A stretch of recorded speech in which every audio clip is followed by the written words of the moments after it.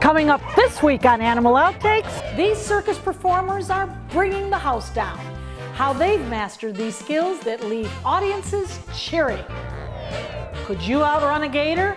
Our Inspector Planet is going to try. On your mark, get set. It's me against you, buddy. Who's gonna win?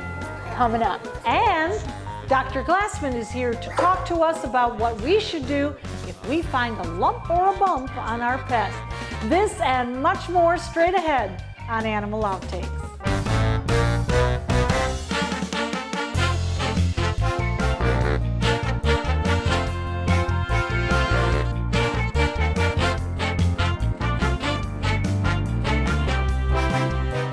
The clowns and the acrobats, and of course, the huge tent. Since the 1800s, traveling circuses have captivated American audiences.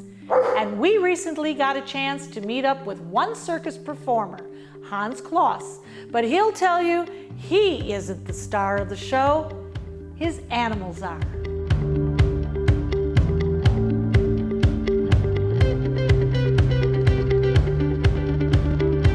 Hello, Boomer, wake up. Troy, Twiggy, Twiggy. Good boys. You could train any dog to do something. You know, whether it be sit, stay, just listen, jump through the hoop. You could teach any dog to do something. Now, it's the special ones that make the act special. So I can't help but notice Yes. that you have, obviously, Jack Russell mixes. And of course you have the poodles, which carry the moniker of being some of the most intelligent dogs Correct. that we have. And energetic. Yes. Is that why you use these dogs in your act? Absolutely. They love to perform and they love to work. You know, dogs were bred for working purposes originally, right? And to be man's best friend. So the Jack Russell and the Terrier and the Poodle, they just love to perform, love to work for treats. How did you get involved? My parents, they were acrobats early in their circus career. And when they got a little bit older, too old to perform acrobatic feats, they started their own dog act. So they did their dog act for a while, and then when they were ready to retire, they offered it to me. Would you like to carry on what we started as far as training dogs? Hup! Good girl, hup! Good girl, hup! And I've always been around animals. My sister trains horses, so it just kind of came naturally. Sure. Now, of course, your dogs are very well trained. Correct. Now, all of us own dogs, and we're just kind of amazed at what you can have them do. We're having a little trouble with sit, stay, and down, you see. So how long does it truly take to train one of these dogs for your act? It just depends on what kind of trick you're trying to train. I always say that the more time you put into anything, the better it's going to be. Just like the more time you put into your kids, the better kids and adults are going to be when they grow up. And the same goes with the dogs. The more time you put into them, you have to teach them how to sit, stay, come here. Those are the basics. We try to teach those first. That's what I'm teaching Dallas now. Sure. Of course, he came from the pound. He doesn't have those manners yet. So before we take him out and expose him to the public, we try to get him to know his basic commands: sit, stay, come here, all different things. We try to work off of their natural abilities. Not every dog can do every trick that you'll see in the show. Like I have one that Josie there does a backward somersault. Now one of these big poodles here probably wouldn't be able to do one because they're physically not able. They're too big. Right. So we kind of try to base their tricks off of what they do naturally. And do you use positive reinforcement? Absolutely, and treats. Works. A little hot dog goes a long way. For sure. Cash is a little timid with people, but if you notice, he's very slender. He's got long legs. He can jump out of the building. He's a Really? Oh yes, he's a jumper. So we've taught him to do long jumps. He does jumps over the hurdles, and he really likes it. He's a great runner. Poe here can jump too, but not quite with the greatest of ease. But he's very calm. Come here, Poe. Good boy, Poe. Good boy. He listens. He's just a little sleepy. Cash, come here, Cash. Good boy. Cash, push. Good boy. In the act, you'll see about 6 of those poodles do a conga line, we call it, on each other.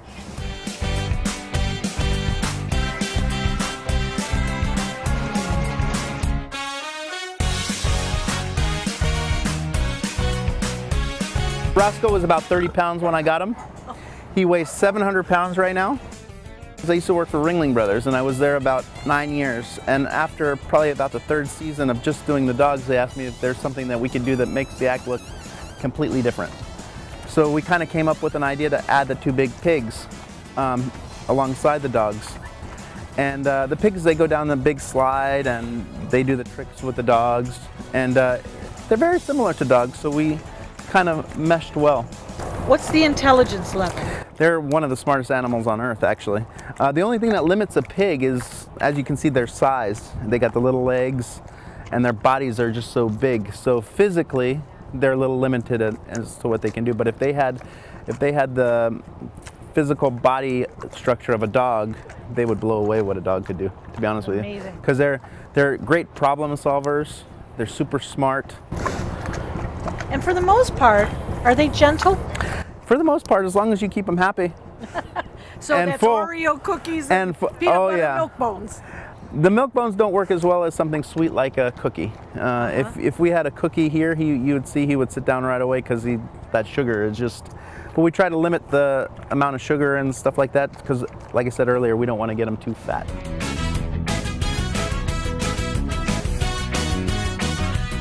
Hans, it's very obvious these dogs love you. They respect you, but they love you. What is the secret to your success? You got to show them the same amount of respect as they give you, and vice versa. You have to put in the time and effort into them because they do want to learn. They do love being around humans and their master. So you have to put the time into just like anything, whatever job, an athlete, a doctor, you have to put in that time. What you put in, you get out. Exactly. Practice, love, respect. Good girl. Good girl. Many of the dogs Hans works with are rescues. He says when it comes to learning new tricks, it's usually a skill the dog did on their own, and all it takes to keep it is some positive reinforcement. On your mark, get set. It's me against you, buddy. Who's gonna win? Coming up. Dust off those running shoes and get ready for the 33rd annual Run for the Turtles. The run supports Moat's Sea Turtle Conservation and Research Program, helping us help sea turtles. There will be a 1-mile fun run and 5K race on Siesta Key Public Beach. For the first time, we're offering a virtual fun run that can be run from anywhere in the world. So join us April 6th on Siesta Key Public Beach for the 33rd annual Run for the Turtles.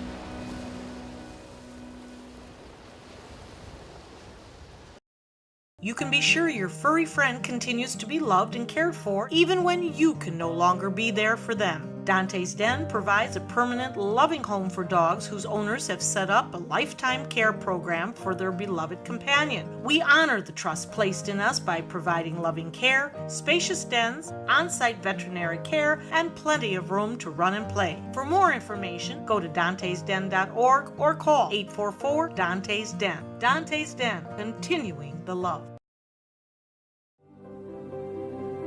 Over 90% of the seafood that is coming in to this country is raised in areas of the world that don't have the highest standards. And so our approaches are aimed for 2 things. One is to help feed the world. The second is to do it in an environmentally friendly and sustainable way.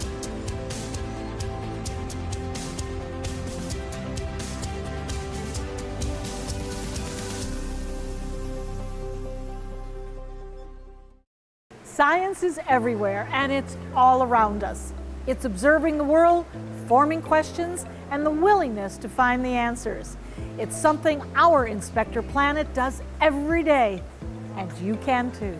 Hi, my name is Dr. Tracy Finara. I'm an environmental engineer, which means that I use different scientific disciplines to protect the environment, humans, and wildlife. At Moat Marine Laboratory, I use investigation and myth-busting to answer questions.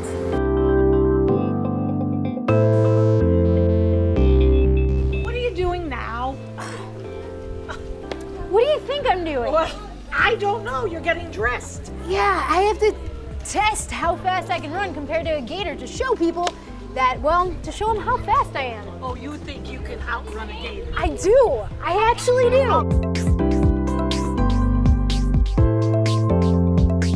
So I'm really happy to be back here at our gator exhibit. I love gators, you love gators, but the people, the general public, do not love gators. They're so afraid of them. They think that they're gonna chase them out of the water, but every time I see them, they're just laying out in the sun, being huge. It's hard for me to believe that they're fast at all.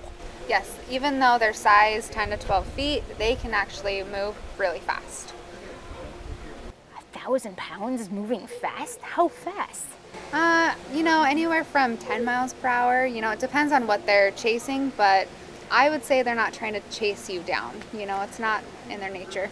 But I heard that there's a way that we can outrun gators flawlessly by zigzagging. Okay. I've heard that too. I think it would be a great test to try out. I think so too. And it'd be fun. Yes. Let's do it.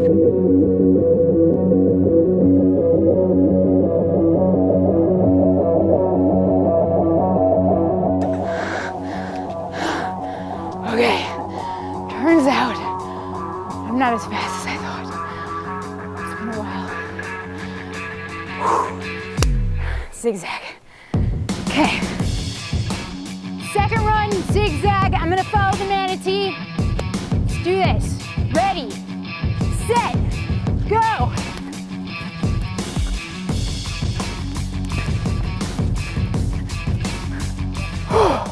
All right, man. What's my time? Did I beat it? Did I beat it? No. Good, because I didn't think I was going to. So it turns out that just as expected, going straight is a lot faster than going zigzag. But we found out that going either way, zigzag or straight, I'm gonna outrun that gator. The fastest human can run 28 miles per hour. I wasn't quite there, but gators can only run up to 10 miles per hour. And the water is where they beat us. Michael Phelps could swim up to 6 miles an hour, but gators can get to 20 miles per hour. So you wanna be on land if you're facing a gator and just run straight. Their eyes are on the side. So when you're running zigzag, you're always in their view. Their blind spot is right in front of them. So if you just run straight, it's your best bet. And I'm gonna go catch my breath now. Oh my gosh! How did you like your run? Oh, I'm so fast! So you zigzagged all the way. I did! And it turns out that zigzagging just limits the amount of distance that you are from the gator, and regardless if you zigzag or run straight, you're gonna beat the gator. And in addition, when you run zigzag, well, that's where their eyes are, on the side of their head. If you run straight ahead, you're in their blind spot. So, mission accomplished? So I guess you did it. Today was a lot of fun, and it's always awesome busting myths. However, you should never have to worry about outrunning a gator because you should never be close enough. Remember, guys, anyone could be a scientist or an engineer with some passion, hard work, and an innate curiosity of how the world works. Dr. Tracy comes up with some very interesting topics, and we know that there are some budding scientists out there watching us right now. So we thought we'd answer some of your questions. Hi, Inspector Planet! Hi, Dr. Tracy. My name is Aubrey. I was wondering, what do seahorses eat? Hey Aubrey, seahorses are such unique animals. There are more than 45 different species of these fish. Amazing are their prehensile tails, allowing them to hold onto grasses and weeds. And their faces do in fact resemble that of a horse. But looking at their faces, you can't help but notice their long straw-like snout. Seahorses use this to suck up their prey, but take a look at it. It's tiny, right? So that means that their food has to be tiny too. Seahorses eat tiny shrimp, crustaceans, and fish. What else you got? Hi, Dr. Tracy. My name is Mia. I wondered, which animal has more teeth, reptiles or mammals? Mia, that is a great question. Teeth are so important, right? I mean, without them, we couldn't chomp down on things like cookies and popcorn. Teeth found in mammals, like you and me, are all different shapes. We have a variety of teeth. Just like our molars are for chewing and our front teeth are for tearing, most reptiles don't have that. In fact, their teeth are pretty similar in shape and size. Think of an alligator or a shark's teeth. The number of teeth found in mammals and reptiles vary from species to species. While we only have about 32 teeth, a spinner dolphin can have more than 260, and an alligator can have close to 80. But it's a mollusk that beats all reptiles and mammals. An African snail has more than 25,000 teeth. Can you imagine brushing all of those? It would take forever. Thanks, Inspector Planet! If you notice a lump or bump on your pet, what could it be? Ask the Vet is up next. Every dog deserves a lifelong loving home.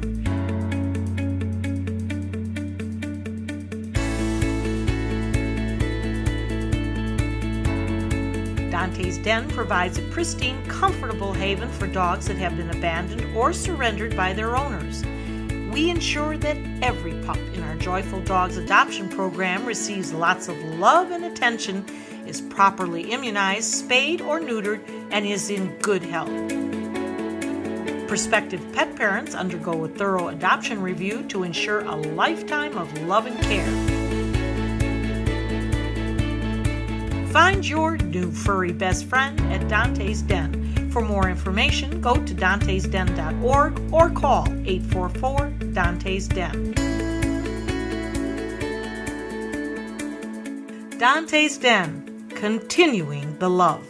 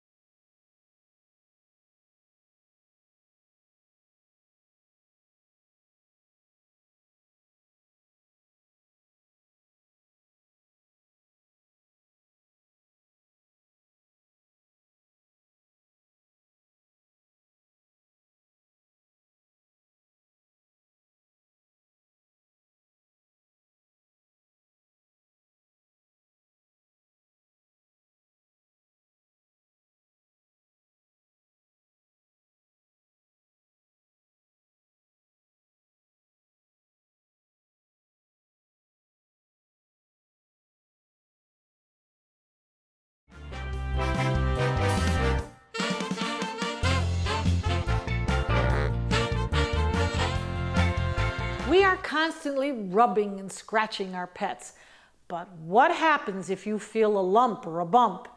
Is it normal? Should you be worried? Most people automatically think of the worst. Dr. Glassman here tells us more about lumps and bumps.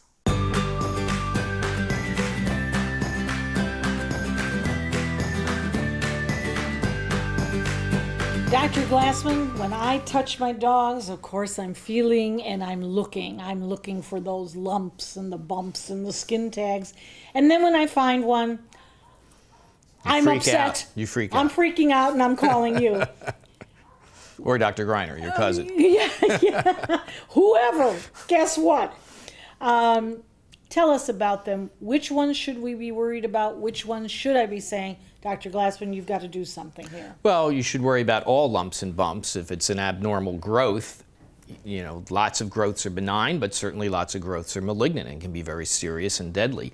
So any lump or bump that's new, you have to be concerned about and you have to show your veterinarian. Certainly young animals, we don't expect, skin cancers, things like that in young animals. So the younger they are, hopefully I try to feel and sometimes make a guess, well, it's smooth and round, it's hopefully benign, but you never can really be sure unless you test. But human children get cancer, so young animals can get cancer too. But any nodule should be, looked at, and the veterinarian can test it. There's different things you can do. Some growths are very superficial. Our oil glands, when we get older, form these little benign little tumors that are common, especially in dogs, and they kind of look like little raised cauliflower type growths. That's pretty classic for a sebaceous adenoma, they're called, but still, you need to test it to be sure. Lumps and bumps that are under the skin, a lot of them, you feel like a little marble, and they're smooth and round and just under the skin. In general, they tend to be more benign. So if they're smooth and round and very movable just in the skin, I don't worry too much about those in general, unless they're growing quickly, then that's a different story. But a tumor can be, small, but potentially serious down the road. Something can sit for a couple years and then all of a sudden start growing, and it's a malignancy. So everything has to be taken seriously. And some things that veterinarians will do is if they suspect, first simple easy thing is to do a fine needle aspirate, where we'll take a syringe with a little needle and we'll go into a lump and try to extract and suck out literally a few cells. Raja, where are you going? Suck out a few cells, and they can stain it in the hospital, look at themselves, or they can stain it, send it out to a lab so a board-certified pathologist can look at it. And so sometimes you can get a simple, easy answer. The problem is with a fine needle aspirate, you're getting such a tiny piece of tissue, you don't always get a representative sample, so you might miss something. Something could be a real malignancy. So the best way to do is really do a biopsy. If it's a big tumor, the veterinarian can just take a small piece, a little chunk, and send it off. That's the best way to get the real answer, if it's a cancer or malignancy or not. If it's a small enough lump, in general, if you're going to go under surgery, you may as well just take the whole lump and send it off, and then they can section it and find out what it is. Now, truth or myth? If I feel something and it's not attached, so as to speak. I've always heard that. Is not that attached? Not attached to something. If I can roll it in my fingers. Oh, you mean if it's just in the skin? Yes. If it's not deeply attached underneath to so the muscles. How much panic should Well, I I have? worry more if you have a lump, even if it's kind of smooth and round, but it is deeply attached. You can't just pick it up in the skin, and it's attached to the muscle layer or what's called the fascia, some heavy connective tissue. Those are potentially a little more serious if they're deeply attached. So this is something we could do almost every day when they're on our laps and we're trying to just get relaxed with them, and we just kind of feel our way down. Yeah, give them a massage, feel lumps and bumps. Once in a while, people feel real cancer, especially in dogs, large breed dogs. The lymph nodes, if all of a sudden they pop up and they get big and they're symmetrical, unfortunately that's a disease often called lymphosarcoma. I had it in my own dog once. But yeah, so some lumps and bumps are quite serious, and others, certainly benign. But veterinarian of of course, will help you figure out, what it is and what to do. So always massage your cat or your dog. Keep in mind. Stay with us. There's more Animal Outtakes coming up. Every dog deserves a lifelong loving home.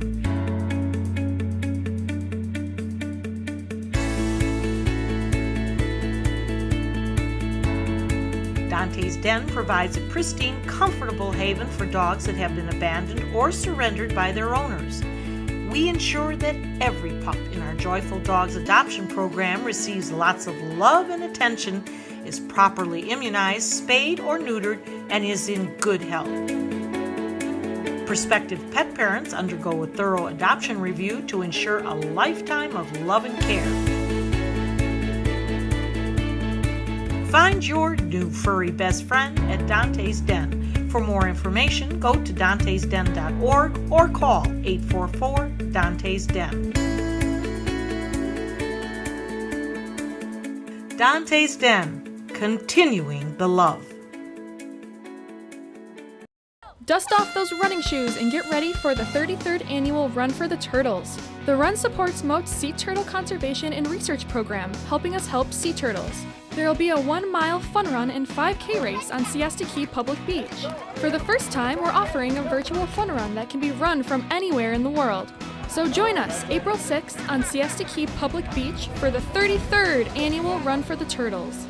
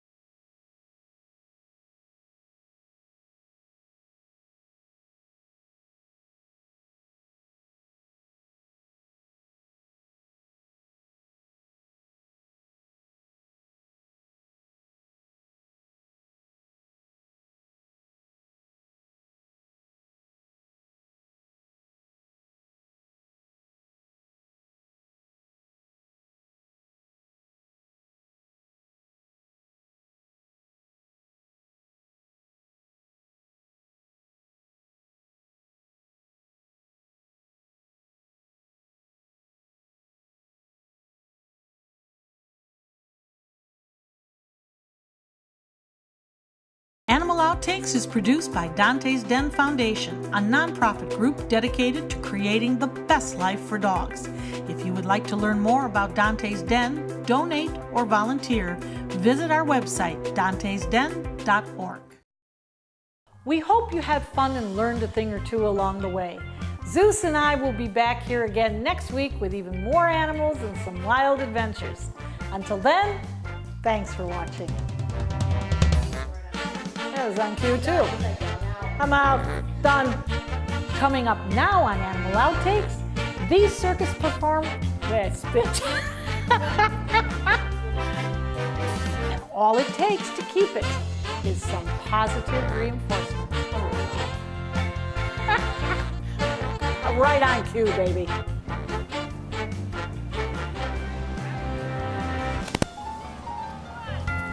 Oh my God, I haven't ran in so long! This is not good. Hi. It's embarrassing, I know.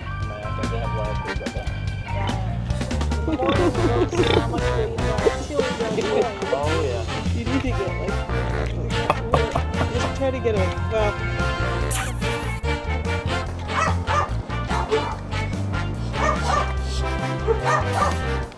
We're on the Duncan diet.